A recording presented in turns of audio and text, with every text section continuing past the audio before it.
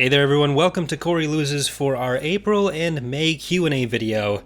This obviously was initially meant to come out in April, but I've been, my basement, which is my office, doesn't have the best lighting recently because all of my lights started going out. It's good enough for streaming, where I'm just a little tiny corner, but I felt like it would be pretty terrible for a vlog, but to be honest, I'm still getting used to the idea of like being on camera in general. With streams, it's a bit easier because I am just a small box, but being like full camera space, that still makes me a little uncomfortable. I've never been a fan of cameras or pictures.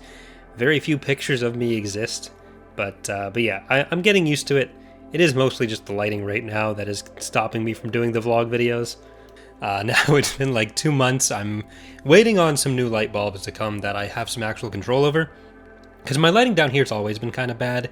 So I got some like dimmable bulbs that I can just turn down a bit so it's not just glare everywhere, which also means I should be able to do the green screen stuff I promised in like November but haven't been able to do because of lighting.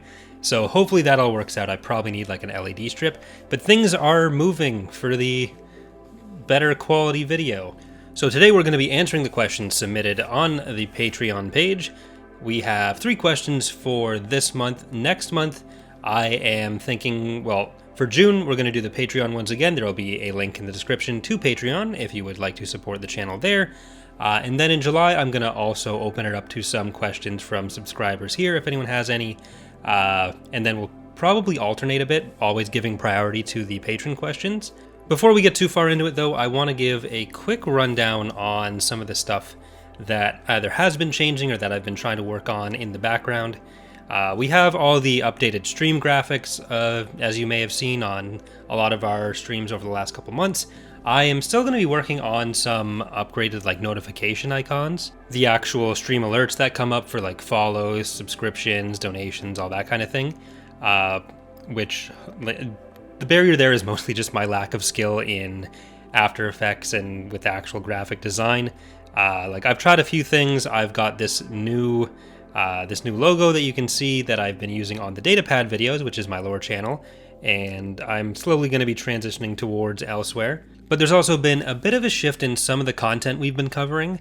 Not really a shift as in something getting transitioned out for something else, but I've been trying to do, on top of the Empire at War stuff and the mod news, I've been trying to do a bit more in terms of either scripted videos or covering other games. So we did the HunterNet Starfighter indie game coverage a week or 2 ago, and I'd like to do some more indie game coverage because it's an area that I'm always really interested in, the actual development of games, and I think the indie game space is pretty cool for that, especially because someday I'd like to work on some sort of game just as an indie game. I've even been thinking of watching some like Unity tutorials, making the thing in that tutorial, recording the process, and then kind of doing that as a vlog. Not as a tutorial myself, because I'd still be learning, and then I'd just link to whatever tutorial I was following, and kind of go along with my progression there, then maybe transition that into some streams working on an actual game project. Nothing huge or complicated, just fun stuff for me to play around with, which also could serve as a stream. But I've also been trying to work in some other games to our streaming schedule in the videos. There's the Total War series we have going on, Mass Effect, and also there is Stellaris, which I've been working a lot more on the YouTube side. Total War I'd really like to be able to do more of in particular, but I don't know that there's the same traction for it on the channel. But we'll see. And Tabletop's another thing that I'd really like to do more of, but we'll have to see how that goes as well. I have a possible GM for another series of tabletop stuff, like what we do with Edge of Despair. I really wanted to learn how to do some GMing, but that is time that I don't really have right now, especially with everything else. But either way, I think we're in a pretty decent place with the Empire at War content on the channel, the news videos that come out usually once a week, sometimes 2 in a week, sometimes there's a few weeks between. It really depends on what the development cycle is going through. But there's also the playthroughs, and like I want to get to the point where we can have a couple different games going where it's not just Empire at War all the time, where we can have 1 or 2 Empire at War playthroughs going, but also have a Stellaris series. And people do seem to enjoy the Stellaris streams we do in multiplayer with Ek and Charlie. I'm probably going to do some solo stuff there as well, and even just getting into some other games like Battlefleet Gothic Armada is a game that I started playing on the channel a couple years ago. I'd like to revisit that, maybe some Homeworld, all that kind of stuff. We're of course still doing all the Star Wars different game playthroughs that we started. Technically that's what the current Stellaris playthrough was supposed to be part of, but I kind of want to do both things, so have Stellaris going and have the other Star Wars games going. So I'm not sure if like Jedi Knight is the best thing to go to next. I really want to play Fallen Order, but I might wait for Fallen Order 2 to be properly announced. There's also stuff like Galactic Battlegrounds and Rebellion, so there's a lot of Star Wars games that we could easily put in that slot that I think people would enjoy watching. So that's kind of where my head's at with what's going to be coming up on the channel. I'm also going to be putting a lot of work into Datapad, trying to get to 2 or 3 videos per week instead of just 1 or 2 videos per week. I'd really love to have 3 videos per week over there, and the TapCaf Transmissions podcast on top of that. I think that'd be a good balance, because a lot of stuff, like we started out this year really strong on both this channel and Corey's Datapad, but it's been kind of staying even or even dropping off, especially for Datapad. So I really want to work towards having a stronger second half of the year here as we get into June. So that's going to be starting with the 15th anniversary stream that we've got for Thrawn's Revenge coming up on this Saturday. But beyond the news videos there, maybe some specific topical videos covering how to play the mod, what goes into the mod, and all the other stuff that I was just talking about before. I really want to make sure that we have all of our bases covered and continue kind of the growth we saw towards the end of last year.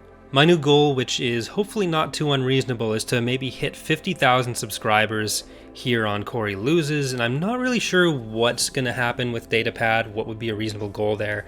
I'm going to kind of see what goes on with the next month or two, and then hopefully I'll be in a better position to judge what the status of everything there is. Either way, we're going to jump into our questions now from over on Patreon. Our first question comes from Jinja Ninja, who asks, how much work and research did you have to do to fill in the little blurbs for each unit, and how did you narrow down to which heroes would represent each faction?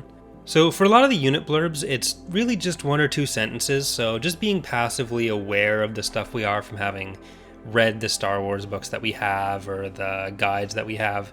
A lot of that just kind of came from that, or for anything that we don't know, especially when a lot of those were written, because a lot are quite outdated.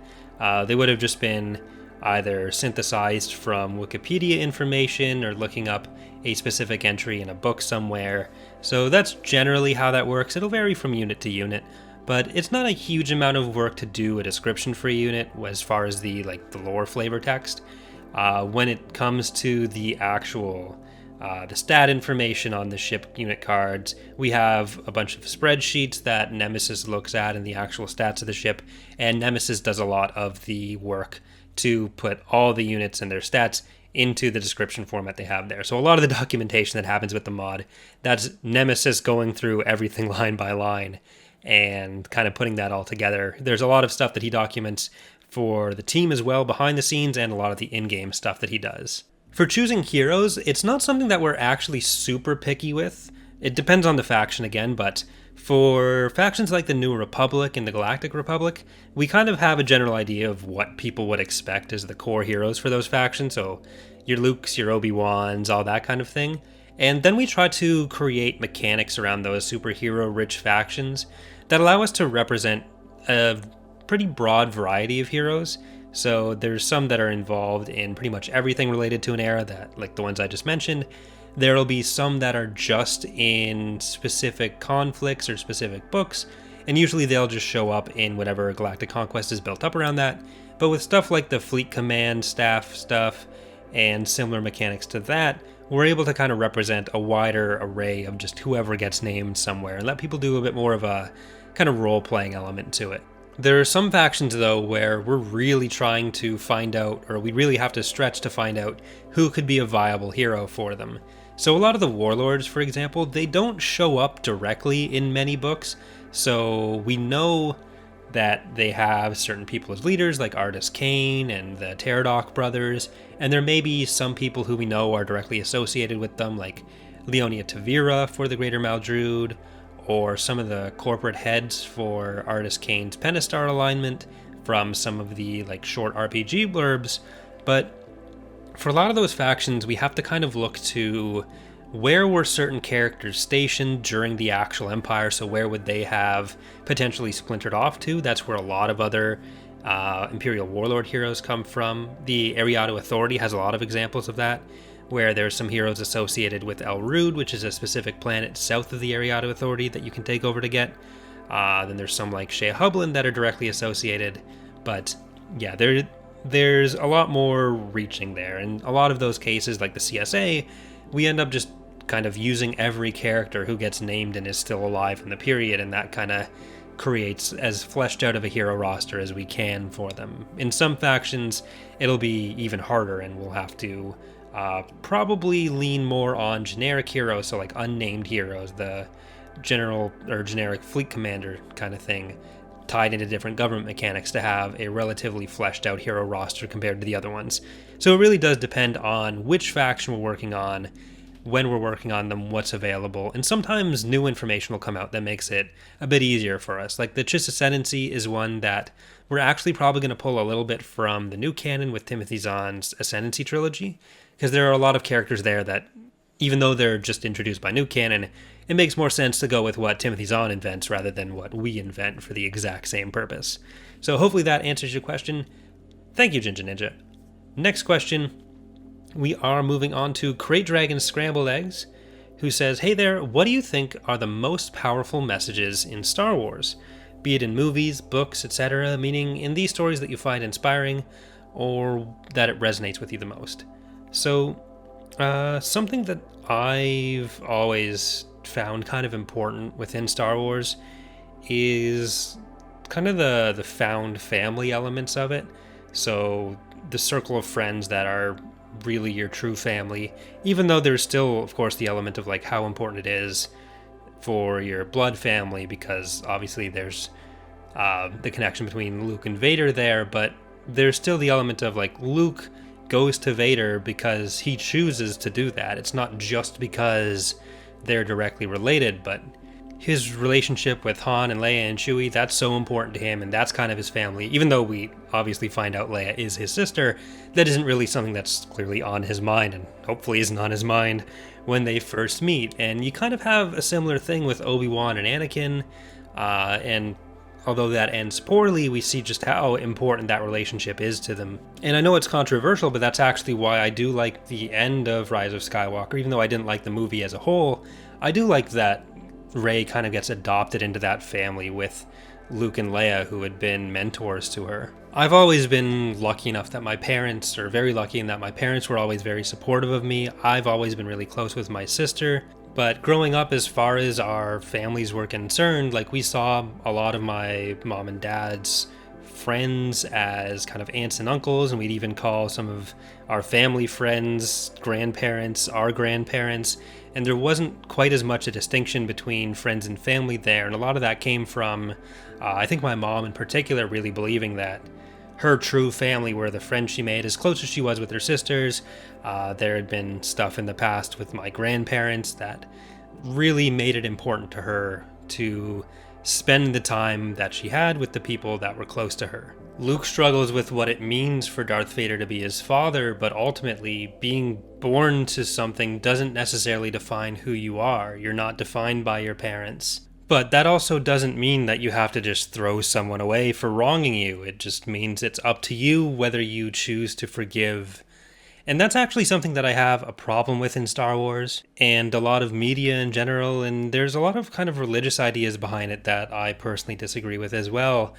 And that's kind of the idea of redemptive sacrifice or forgiveness by proxy. In Star Wars, in almost every instance, rather than redemption coming through some sort of actual atonement for what you've done, generally it just means the character dies and then they're kind of forgiven for everything. And it's usually forgiven on behalf of someone else. And that's something that I really that really doesn't resonate with me. It's not something that's that I'm probably going to be able to eloquently explain in an off-the-cuff Q&A video, but it's something that I have thought about making a video about on Datapad and actually putting more direct thought into phrasing what I mean with it. But yeah. But hopefully that answers your question, Cray Dragon. Thank you for the question. Next up, we have a set of 4 questions from Hawkeye. Hawkeye first asks, how are you and your family/circle of friends? So, we're all doing pretty good, I think. Can't really complain relative to what I know a lot of people's situations are right now. Most of us have been pretty well throughout the pandemic. We did lose my grandfather at the start of the year, so I've been kind of hoping to get down back to my hometown and see my grandma. I live in Ottawa and my whole family's from Niagara, so I'm far away from everyone, but there's a ton of people down there, so she hasn't been alone the whole time, so that's nice. It is kind of weird that I lost my first grandparent when I was 28, which I have 6 of them, so I have my 4 biological grandparents and I have 2 step grandparents. And I even had, I think, 5 of my grandparents from the time I was, or my great-grandparents from the time I was born up until I was almost 20 as well. So a lot of them lived to be well into their 90s, some of them late 80s. But I also have 2 nephews who are, one's gonna be 4, one was born like very shortly before the pandemic, I think like 6 or 7 months before the pandemic lockdown started happening. So I saw him right after he was born and then right before the lockdowns, and that's it. So they're going to be huge when I see them. So I'm really looking forward to getting back and seeing my family. I did see my dad when I moved almost a year ago now, because him and my girlfriend's parents came to help us move into where we live now. But that's really, they're the only people that have even been into our house yet.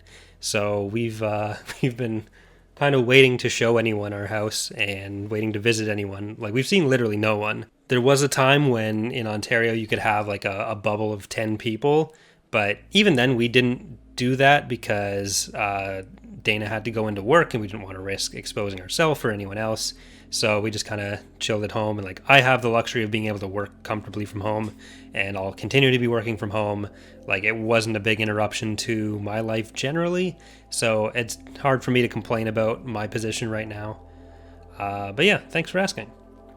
The second question from Hawkeye is, how does your team share resources? How do you collaborate? For example, does one person do models, one finishes textures? So there's a few different elements to this. Usually, one person will do a model, and then we have a Git repository where we put all those art assets. So we have one Git repository for the mod, one Git repository for assets. I try to keep it so it's just the artists on the one with the assets, because it does cost me money if we go above a certain bandwidth between all the repositories. So there's the one that is just the mods. That's where we build all 4 of the mods. There's also another repository for Ascendancy, for sins. But we all are able to work on the same kind of code base there. It basically allows us to, a Git repository, for anyone who doesn't know, is basically we all have the same set of files on all of our computers. You will modify a file, you save it, and then you just kind of press an upload button and a download button, and it'll give you all the changes that everyone's made. And it's the same kind of thing with model files, where we'll pass them along, whether it's in the asset repository or directly on Discord, where we have a dev team server. And then someone will do the modeling and the UVing, someone will do the texturing. We have a whole spreadsheet. We have multiple spreadsheets full of like unit stats, some of them for units that are just entirely speculative and may never get done. And then of course every unit that's actually in the mod. So whoever's rigging it will be rigging it based off of that. Whoever's coding it will be coding it based off of that. And we try to keep everything consistent. One of the big things we've been doing for the last couple of years especially is trying to pay down our data debt. So clean up a lot of the older code, organize a lot of our files better, and just make sure everything can be worked on a lot more smoothly. And yeah, so it's a very large team, but I feel like we've got, especially for a hobby project, pretty decent workflows. And like, obviously there's some code or some stuff that's been kind of worked on for the last 15 years, and we had no idea what we were doing back then. So there is still some stuff that kind of stands out as being a problem, but on the whole, it goes pretty smoothly. The last 2 questions from Hawkeye both have to do with running the Discord in particular. There's a link to that in the description as well. asking, how do you decide when to be a member of the Discord server versus the owner, and how do you decide what sort of culture you want on the Discord? So really, they're both kind of tied together, and like generally the answer is that I want the Discord to be somewhere that I want to be. Above anything else, that is what it's kind of built to be. We're somewhere that I want to be and somewhere that the other devs of Thrawn's Revenge want to be, because it's a joint channel or a joint server for the YouTube channel stuff that I do, but also the home of the mods. So my first and primary concern is it needs to be somewhere that all of the devs would feel safe engaging or would feel comfortable engaging. And that takes precedence over whatever else. There's a thing a lot of like online community managers struggle with, and this is something that I used to struggle with a bit, and I still struggle with a bit, or I used to struggle with a lot, and I still struggle with a bit of like never wanting to ban anyone because you're afraid of like driving away people who may like whatever it is you're making. And for me, it was largely coming from like, if someone's getting something positive out of whatever I'm making or whatever community I'm running, then I don't want to remove them from it. I would feel bad about taking that away from someone. But at the same time, if you aren't actively moderating, or if you aren't actively creating an environment that is positive or at least isn't toxic, then the people that are going to take that over are going to stop other people who would benefit more from it, or who may need it more, or who may benefit others in it more. That's going to drive them away. For example, the rule on no political discussions that we have, it's not because I like hate politics. My degree is in history and political science. If I were to in the future make a channel that was largely discussing political topics, then I wouldn't hate that. But even though I don't really use my Discord or my channel as primarily political means, sometimes stuff that I care about will come up. I especially don't want it to become a platform for promoting something that I strongly disagree with or think is harmful just because that's what someone wants to use it for. My stuff doesn't exist to provide a platform for people to promote ideas that I don't want to have a hand in promoting. And that similarly doesn't mean that I therefore have to refrain from promoting things that I do want to promote. People are voluntarily coming to whatever content it is that I create, and if they want to engage with that on those terms, great. If they don't, or if they have a different opinion, then I'm not necessarily responsible for being the one to platform that. Just like if I were to make a video giving my top 5 choices for video games that I love, I'm not therefore also responsible for giving everyone else who might disagree with that some sort of equal time on my channel. And the same kind of rule, or the same kind of idea, applies to if people fundamentally disagree with me on some point of behavior or some rule that exists in the Discord. They can do that, they just don't therefore have to be allowed to continue to engage in that space. As far as when I'm choosing to engage as a member versus as a moderator or the creator of the server, it really depends on what's going on. There are a lot of discussions, like I really do enjoy being able to kind of just hop in and join a conversation, but if there is something kind of flaring up, then it's my responsibility, one of the moderator's responsibility, primarily to make sure that that doesn't get out of control, or to shut that down, to moderate it. Like, that's what our job is there. Ideally, it wouldn't happen too much, and generally, I think our server is, as far as the internet goes, I think it's generally pretty good. Obviously, there's stuff that happens anywhere. We try to deal with it as well as we can, but hopefully that answers your questions as well, Hawkeye. That's going to do it for our questions for this month. There will be another post up on Patreon later today for those of you who want to get in questions for the June edition of this. I will try to answer those hopefully before the middle of the month, and we'll try to get back to the original intent of having it be on, I think, the second Monday of the month. But yeah, so thanks for watching, everyone. Hope you've enjoyed the video. Hope to see you next time. Bye.